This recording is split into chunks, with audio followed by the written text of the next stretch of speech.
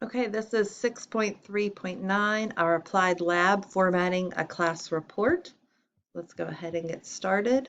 All right, this one, you have just prepared a PowerPoint presentation for an art class. Make the following changes to the title slide, slide 1. So I have that one selected. Align the text of the main title to be at the bottom of the placeholder, right? So remember, get out of the shape format, go back home and align text, and we want it to be at the bottom. Change the font size of the main title. So we're going to select all. I'm going to right click on it and change our font size here to 60. So I'm going to type it in there and hit enter and change the font color to white. Again, I'm going to come up here, right click to get this. It is now white, and align the text of the subtitle to be at the top of the placeholder. So I'm going to come back out, align text at the top, right? Because I did a bunch of things here, I'm going to check my answers real quick. All right, everything looks fantastic. So I'm going to keep working. On slide 3, we're going to make the following changes.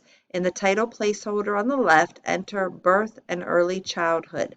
So BIRTH space ANDEARLY,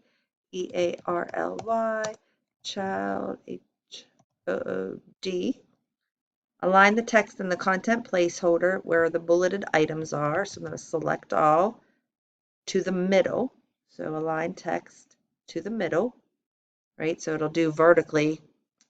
In the content placeholder, modify the second and third bulleted items to be at the same list level as the other items. So second and third, we're going to push them out so they match everyone else. I'm going to check my answers there. 7 out of 9 looks good. I'm going to jump down to slide number 4, which is our last two items.